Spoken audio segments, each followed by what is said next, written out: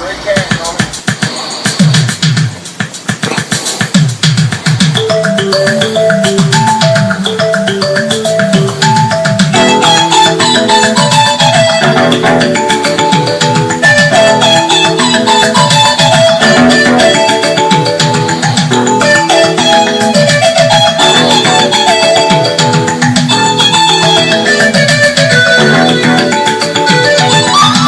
Welcome back to another episode of the Pocket Protectors podcast. I am your host, Jayson Brown. You can find me on Twitter at BrownJayson, joined as always by the good doctor, Eric. How's it going, my man? I'm going well, man. Nice weekend, other than the Vikings not playing and Kansas City losing. It was a, interesting weekend of football. Oh man, that's very sad for you. No Vikings and your other team. They let you down and they lost to the Cowboys of all teams, which has got to make it hurt just even more. Yeah. Everyone should hate the Cowboys. Luke, man, what's going on, dog? Hey there. I got to watch. If I had to pick a second team, I guess it would be the Raiders, but I'm not like that passionate about it. But I did get to watch Marshall Newhouse go airborne and fumble, so that was fun. His tweet about that was hilarious. Oh my God, his whole Twitter feed was so funny after that. It was so good. What's the mood like out in California around the Raiders and all of that with the move and everything else? It's pretty Dodgers hungover here right now. Okay. There's kind of a baseball mood going on. The Rams have taken, Chargers haven't yet. I saw my first Chargers hat. The first just in the wild Chargers hat since they moved, I think yesterday. That's progress. Yeah. It's progress. Next, maybe they'll get some people to fill up their soccer stadium, but it's progress. It's progress.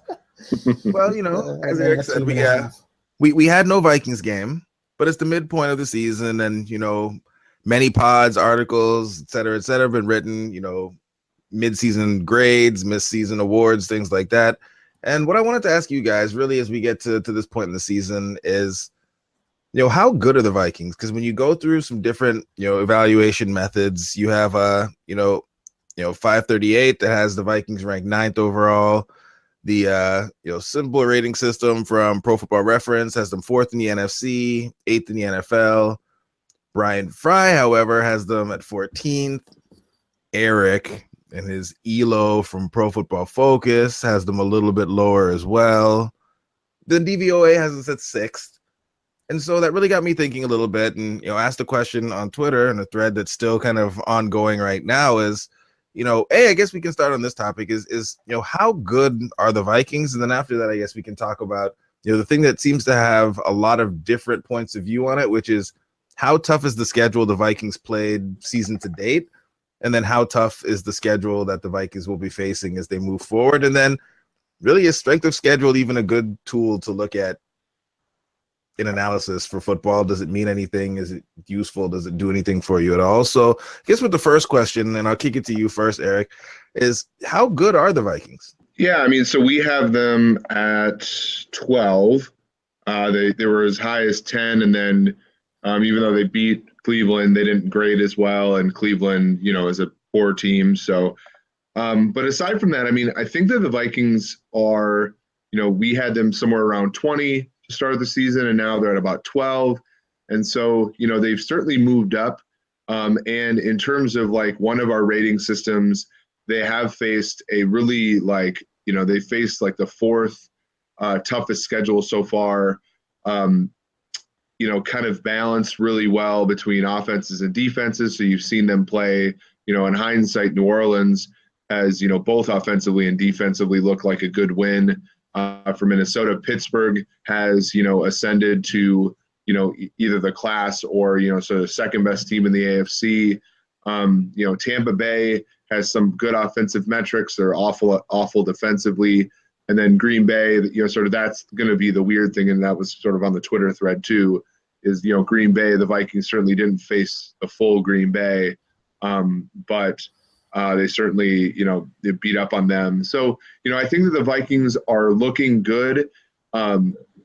Weirdly, though, moving forward, if you look at kind of where the Vikings are in terms of in terms of strength of schedule, looking forward. A couple of things that they have that are like a little tough for them is the fact that, they still face a difficult schedule, 11th most difficult moving forward by our metrics, but also they're in an NFC, which if you look at, let's say, the top 12 teams in the league by our rankings, only the Steelers, New England Patriots, Kansas City Chiefs, and Buffalo Bills we put ahead of Minnesota. So that leaves, that's 4 teams. So then the other 8 have to be NFC. And of course, only 6 teams out of the NFC make the playoffs. So, and the Vikings are in a division, so that helps them. But they're in a conference which is going to be very difficult to sort of move through, kind of no matter how good they are. Yeah, it's going to be a tough road because a lot of the games that they need, like a lot of the teams that they're going to be competing with for playoff spots, they play directly. So if, even if they are ranked ahead of like the Panthers or Falcons or whatever, if they lose that game, if they blow that game, that's going to count really hard against them in terms of like Vegas odds and in terms of like actual seeding when it comes time. But, if you're going to say somewhere between, 14th and 8th or 9th, which isn't a huge range, you're probably somewhere in the middle of that and like, 11th or something like that.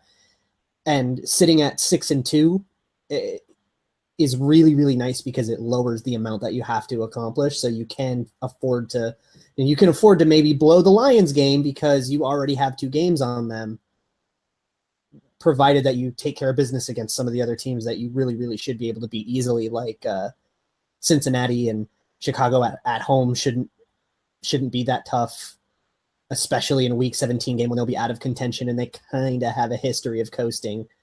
And maybe we can get lucky and avoid Aaron Rodgers in the Christmas Eve game. I'm not sure if he's going to be there or not, and that's going to matter a lot and totally mess up all of the aggregate like power ranking models, because if they're losing games with Brett Hundley and then Aaron Rodgers comes back, that would be a tough game. But just looking at what they have to accomplish, it's really, really nice to be 6-2 right now because it means some of these tougher games you can actually afford to give a few. So Luke, so Luke, you typically come with very measured takes, and once again there you said a lot of things that were very good, a lot of good content there, but I still couldn't get you pinned down on how good you actually think the team is. I think they're somewhere in the middle of the range of all of the rankings that you listed off with like ELO, probably closest to honestly PFF ELO. I think they're about a playoff bubble team, put them at, 11th, 12th. They're one of the team, they're a team that can maybe get hot and get in the playoffs and maybe do a little damage, but I don't think they're like Super Bowl contenders. That said, I am evaluating them essentially off of what they've done so far, which has been the Case Keenum Vikings. Teddy Bridgewater comes back and we have an upgrade at the quarterback position. I actually think this team has a potential to be special, but what they've produced so far is that of about an 11th-ish, 12th-ish best team in the league. That's fair. And I guess, Eric, did you have a point you wanted to jump in with there? Yeah, and I think that that's important in that, I think a lot of fans are they get upset, right, when we're not respecting their team the best. But if you look at, and these are coming out tomorrow on ProFootballFocus.com, but if you look at the Vikings' next few opponents, so Washington, we actually have them as 13th. They've played a tough schedule. They've hung tough. Vikings have them next, right? So they're playing a team kind of in their realm. The next week, the Rams, we have the Rams as 6th, right? So that's an important game. The Lions, we have the Lions at 16th. And so the Vikings have them next. Following that, we have the Falcons. We have the Falcons at 9th. And then following that, it's the Panthers. We have the Panthers at 7, right? So I think that the key to that is, okay, if the Vikings are a top 10 team, and they truly are, they will be so once they go through that 5-game stretch. Let's say they go through that 5-game stretch at 4-1. They're going to be one of the best teams in the league in any rating system. You know what I'm saying? Whereas if they go through those games at 1-4 or 2-3, they'll probably still be somewhere around 12, 13, and 14 because they're losing to quality teams. And so, that's kind of where I stand. I think, these things tend to shake themselves out the way that they're supposed to. And kind of to that end, because one of the things that I've seen quite a bit, today especially, because as Vikings fans, we always have to find the the most negative extreme we can go to. And so the thing that keeps popping up today is that because the Lions' schedule is so quote easy, that they are going to win out or almost win out and leapfrog the Vikings. I guess based on what you're seeing and kind of where you guys have the Lions ranked, I guess what are your thoughts on that, Eric? Yeah, we started the year a little bit bearish on the Lions, just because last season we thought that they were fool's gold, and then of course they didn't finish well. And Detroit's played some decent games against teams like Atlanta, against teams like Minnesota, even though again Minnesota was shorthanded. And then Green Bay, I would say that last night's win was impressive. Much in the same way I would say the Vikings win over the Ravens was impressive, or their win, over Tampa Bay was impressive. So I'm not going to crown them anything yet, but they took care of business, right? So I would say Detroit's probably right around the middle of the pack team, kind of like the Dolphins a season ago or something like that, where if the bounces bounce in the right direction, they could challenge Minnesota for the division. But I'm not in a position to say the Lions are going to run off any string of games because we don't have that type of history for them. Yeah, I'm still not convinced that the Lions are good, but I am becoming convinced that they will be able to make the playoffs in spite of that. And that's just part of having a playoffs, built off of a win-loss record in a 16-game season, is there can be a team that isn't that good, but gets to beat up on a bunch of bad teams, which is looking like what's going to happen here down the stretch. And they could put together, a 10-6 season and sneak in and then be like an easy ticket to someone else to make the divisional round, which is exactly what happened last year. They weren't that good of a team. I think the Lions and the Texans were both in the playoffs, and they were like 25th in DVOA or something like that. And I don't think many metrics really disagreed with that. And then they were both, the Lions were just like this easy steamrollable team for the Seahawks to get into, like, okay, now the real playoffs start. And I think the Lions are careening toward a similar fate this year. But do you see though that so my thought is I don't think the Lions make the playoffs unless they win the NFC North. Because if you look at I feel you. Yeah. Because the Cowboys and the Seahawks and the Rams and the Eagles are right. So there's going to be between the Cowboys, the Rams, the Seahawks, the Panthers, and the Saints, right? Among those teams, right, there's going to be two that don't make the playoffs, and that's kind of preposterous to think of right now because, right, Dallas is 5-3, New Orleans is 6-2, Carolina is 6-3, and I'm forgetting the Rams are 6-2, right? So Detroit's at 4-4, and even if they, so they basically have to finish, 6-2 down the stretch just to go 10-6. So I don't know. I do know that they have a weak schedule, but to bank on Detroit going 6 out of 8 games and leapfrogging, right? They have to leapfrog at least 2 of those teams, if not 3, to make that second. And one of those probably has to be the Vikings then. I would agree that I don't see the Viking. I mean, the Vikings are already 6-2, so they're kind of in that mix too.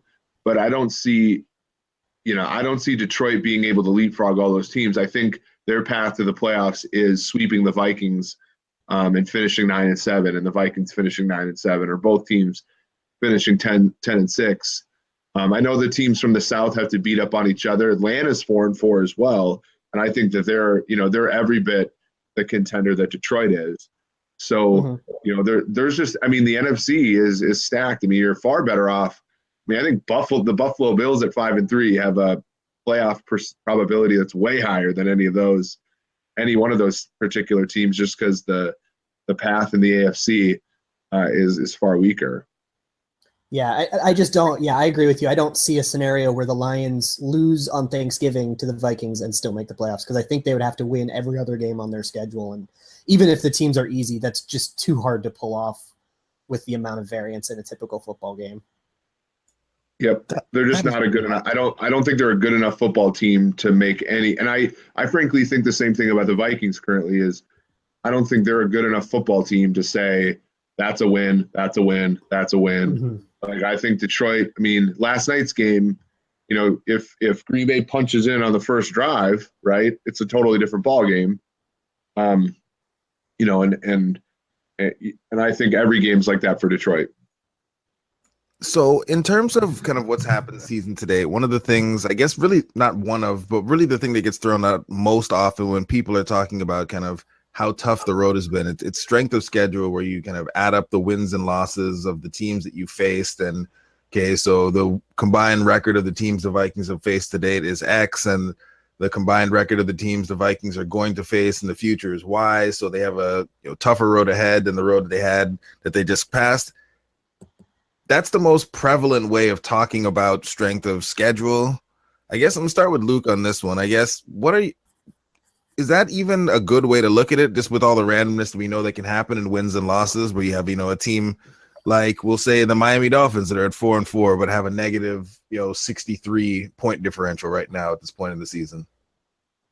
Yeah, there's a bunch of issues that I have with strength of schedule in that light. I think the concept of strength of schedule is really strong, and I think that's why it's popular, because it's really easy to understand, right? If you won a bunch of games but you beat a bunch of bad teams, you maybe aren't that good.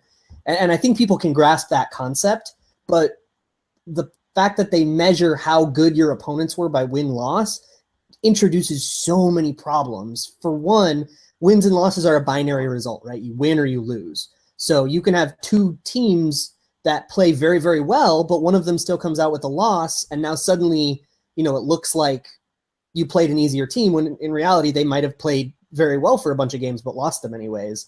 You have a lot of variance in a game just on the whole. There are all any game that is within one score is basically a coin flip. If you follow Justice Mosqueda Jumosk on Twitter, he has been parroting this a lot, and he's done a lot of interesting work at Setting Edge on like the randomness of close games, and how if you win a lot of close games, you're likely to kind of regress back to the mean, and a lot of interesting stuff over there, and you should check it out. But if a team won 5 of their games within one score, that has really no indication on if they're actually difficult to beat or not. And I think measuring strength of schedule by win-loss or even point differential can be a little misleading, right? Because there's like punt return touchdowns, and that crap's not sustainable. Don't we know that one, Luke? Don't we know that? Yeah, we know that one. So if you're gonna measure how difficult someone's opponents are, you have to use something a little bit sounder, something like ELO or something like DVOA, or something that has a proven track record of actually being predictive. Because when you're looking at strength of schedule, you are being predictive. You're trying to use something that predicts, okay, we play the Lions, that is going to be exactly this hard or this easy. And if you're looking at win-loss, like, wins don't predict more wins, and that has been proven time and time and time again. There's really no way to use a win-loss record to predict the result of any game at all outside of, oh yeah, the Patriots are probably going to beat the Browns. It's just a really bad way to go about it. And if you're going to use a generally good concept, which is how hard were the teams you played and how hard are the teams you're going to play, you got to use a measuring stick that actually works. That's fair. So in terms of like a measuring stick that actually works, I guess, Eric, when you look ahead, and you've talked to it a little bit, but I guess, what are the measuring sticks that are valid or strong? I know obviously you have the PFF ELO that you put a lot of time into, but are there any other kind of methodologies that you would look to if you were looking ahead to try to understand, what the road really might look like for the Vikings beyond just the wins and losses of the teams that we're about to face? Yeah, so one thing that I've used is Massey. So Cade Massey is a guy who developed a rating system based upon basically point spread and using that. And I've sort of developed a version of it using our grades. And the nice thing about Massey is it allows you to sort of look at offensive and defensive ratings separately. so that you can kind of look back and say, okay, the Vikings face a decent amount of decent defenses moving forward. So ELO is kind of more of a team-centric thing. Wins and losses, more of a team-centric thing. And so that's something like we found that to be pretty predictive in terms of like using that in a algorithm to sort of try to pick games. I think what Warren Sharp does is pretty valuable in terms of looking at success rate, both versus the run and versus the pass. I think it gets a little weird when he starts looking at success rates on downs and distances because the sample sizes start to shrink. But I think what he does is pretty valuable. I agree with Luke that sort of wins and losses, it's really hard because like for example, Atlanta just played their first division game this past weekend, right? And so we're basing everything we think we know on Atlanta, where 4 of their first 7 games are versus AFC East opponents that they play once every 4 years, and that kind of thing. And it's just weird to sort of project from that, even just kind of shrinking to the extreme. The Vikings just played the Browns. Like, how much does that really tell us about anything? And so I think it is important to sort of try to develop metrics. So what I try to do is I use this Massey thing, and I look year to date and I look rest of the season, and that's what I use to try to get a gauge. Like, when I write these little narratives about the ELO, the top 10 ELO teams in a week, I look, okay, they've had the toughest schedule to date. They have the easiest schedule moving forward. So, have a look at this team.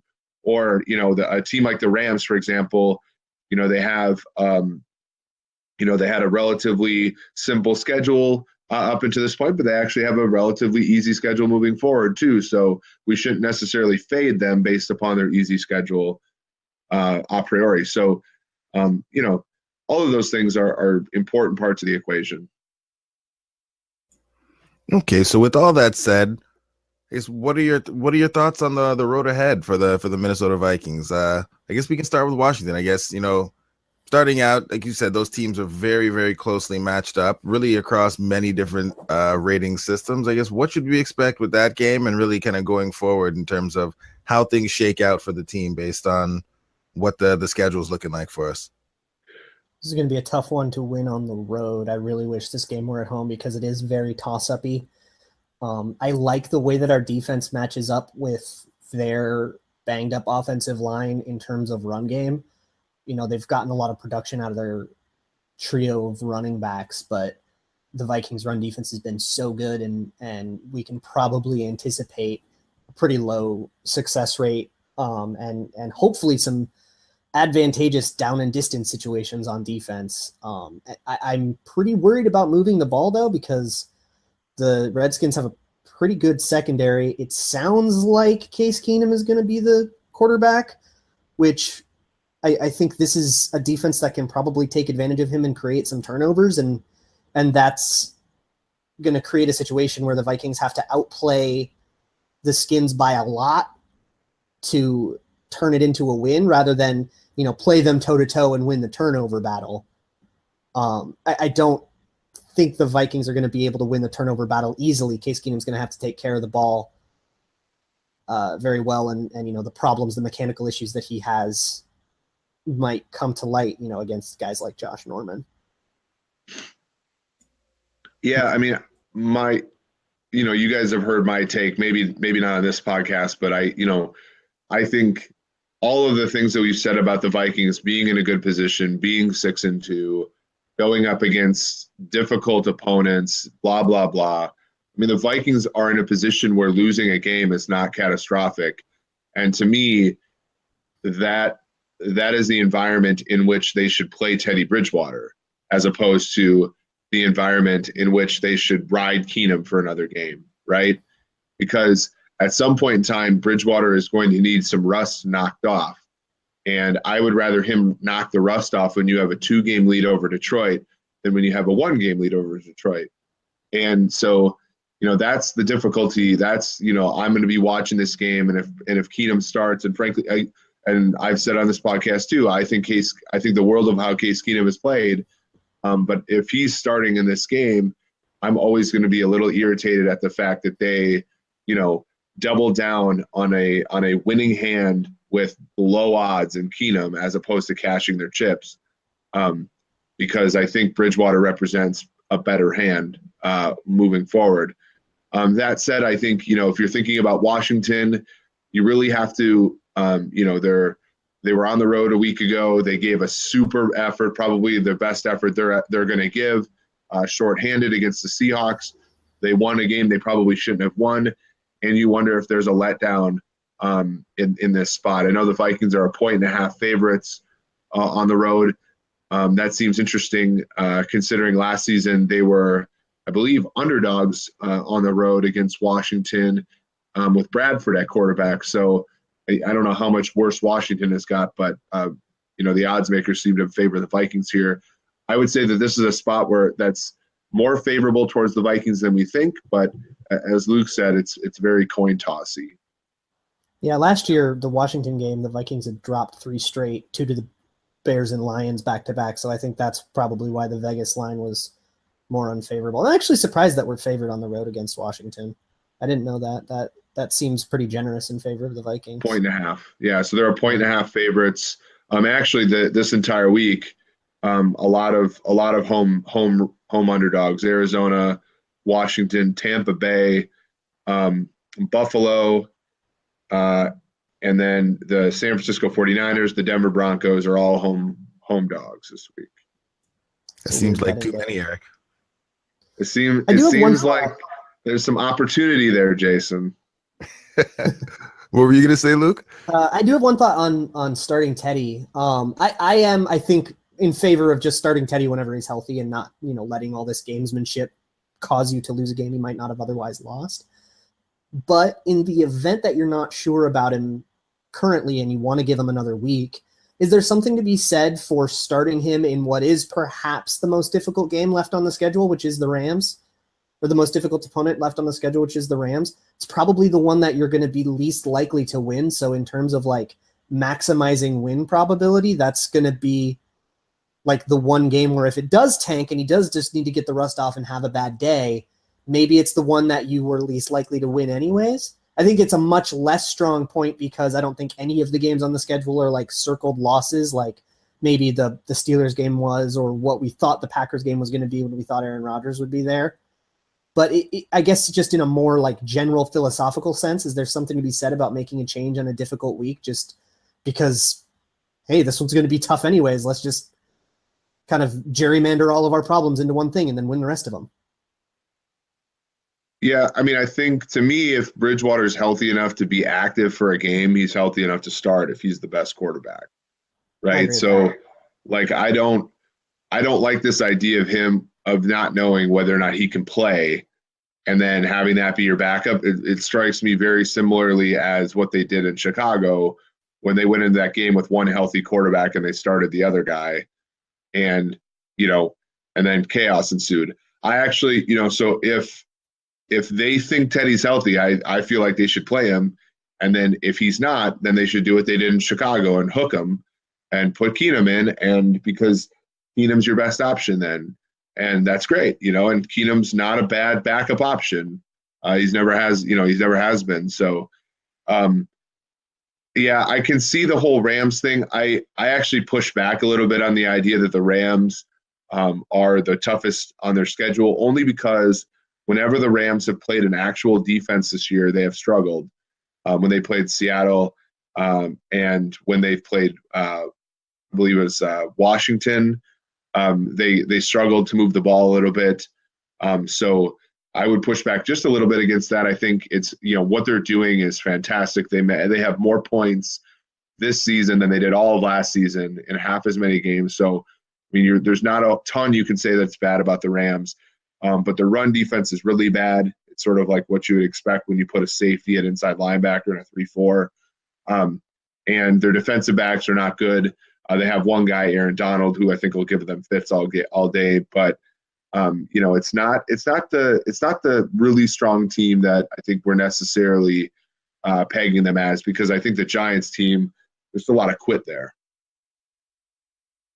Yeah, and I think that Jared Goff, to a degree, is still living off Yeah, he played well against the Giants, but I think he's still living off a little bit of the beginning of the season because it wasn't like he was really lighting the world on fire for those games right before he, went wild on the Giants who were missing a bunch of players. So I don't know. I feel like even though on paper they're a really good team, I feel like Zimmer is going to do terrible things to Jared Goff, and that's going to be a game that potentially could go for us in a big way just based on what the defense does. Like I'm still not, I don't know. I'm still not all the way there on Jared Goff, even though he started off very well and had some good games. I feel like Zimmer will be able to shut that offense down for some reason. That makes sense. I think just his youth too, he's playing well, but still those young quarterbacks that have, like he's never played the Vikings. That's something that this is going to be his first time playing the Vikings, his first time playing the Zimmer defense. Yeah, and it is also, it's for the next 2 weeks in a row. I mean, we basically get to go against the offense that Zimmer coached against in practice, every week for years in Cincinnati. I mean, you're going against Gruden's offense and then an offense run by Gruden's, like a quote unquote disciple of Gruden in LA. So that'll be there's a familiarity. I think that should help us out as well in both the matchups, even though, Vernon Davis and Jordan Reed terrify me for Washington. So I will say, assuming Teddy Bridgewater is playing by the Rams game, it is kind of a bummer that we're being robbed of a Case Keenum revenge game. Because we need that. We definitely need that. We need that storyline. But did you know? But you know what though? No. There's only so much room for revenge games. Tampa Bay, New York Jets is a Josh McCown and Ryan Fitzpatrick dual revenge game. So, I mean, God only gives us so much. That is a fair point. I guess before we wrap up the strength of schedule discussion, I guess were there any final points that either of you guys wanted to get in terms of whether we should be using it all, where people should go to get better strength of schedule analysis, and really, I guess any last words that you have on the topic of strength of schedule before we wrap this one on up? One thing that I want to make sure that people are thinking about when they're thinking about strength of schedule is that we often kind of aggregate it all together into one nice number and then like rank the schedules. But wins are segmented and, binary. So if you're playing 7 really bad teams and 1 really good one, that might drag your strength of schedule down, but then you could end up going 7-1 through that or whatever it may be. And while I think it does make sense still to like aggregate them all, because like, well, your one hard game is a harder game. And so your win probabilities are going to be low, and that's going to be a better, more predictive way to do it. I think it's also important to just like approach strength of schedule with some level of thoughtfulness, where if you have 3 tough games coming up and then 3 really bad games coming up, you can just be thoughtful with strength of schedule, I guess is the point. Yep. I think all of these things, right? There's so much noise that, just never latch on to one thing too tightly, right? I'm going to send out these special teams rankings for PFF with my algorithm tomorrow, and the Vikings are the best special teams in the league. Woo! based on our numbers. And there's some things you can latch on to. Kai Forbath, extra points aside, has been a fantastic field goal kicker. That's what I was going to say. Do your rankings include extra points? Yeah. Well, they're only worth 1 point. So CJ Ham, Marcus Sherrills, Kentrell the Vikings have one of the best collection of backup players who play on special teams in the entire league. Now, in 4 weeks, they could be 12th, just because of noise. Aside from how good quarterbacks are, and even then, like we just talked about, Jared Goff, I would fold Carson Wentz into the same discussion. Don't be so quick to latch on to a nugget and go with it, right? A lot of these things have nuance to them. A lot of these things have yeah buts to them, and a lot of these things change drastically, right? Like at this time last week, Deshaun Watson had a functional knee, right? And so like all these things change on a dime, and you just have to be ready to sort of adapt your thinking sort of on the fly. Yeah, and that goes into like the Packers without Rodgers too. Mm-hmm. Yes. Well, The Houston Texans went from a team that was favored by 2 touchdowns to a team that was incapable of beating the Colts at home. Thank you, T.Y. Hilton, for all of the fantasy football wins this week. That's right. That game made me so sad. Oh, hey, man, I'll take them. But, gentlemen, thanks again for another wonderful episode. I guess before we get on out of here, Eric, what's upcoming for you? Where can the people find your work? Yeah, so on Pro Football Focus, we're doing our like you said, the ELO ratings. I'm going to publish the quarterly special teams rankings, ratings. And then every week, Sam Monson sort of comes out with a little bit of nuggets from our analytics. I think he's doing another one on win projections this year based on our work. And then Friday, tune in for the spread picks. And if you're really if you're really into that stuff, Thursday night, I think we'll tweet out our pick relatively early in the day for the Arizona-Seattle game, because I think that there'll be an edge to have there. Yes, sir. And Luke, what you got for us, man? Yes. Today on Tuesday, I posted on Purple PTSD a little bit of an O-line assessment, since that's kind of been a storyline all year, is how much they've improved. And you should go read that for like a more sound analysis, but I'll give you one little nugget. In terms of PFF grades, run blocking and pass blocking for the main, like, most involved 5 linemen, because 2016 had a bunch of shuffling, but they ended up having 5 people that played more than 70% of the snaps. Only one of those 10 grades, between 5 run blocking and 5 pass blocking grades, was above 70. And it was one of Alex Boone's grades. This year we have 7 of 10 above 70. So big improvement, and you should go read that piece. We will definitely do that. Well, gentlemen, thank you once again for joining me tonight on the Pocket Protective Podcast. I'm sure we'll do this again soon. Have a good one. Take care, guys. Take care.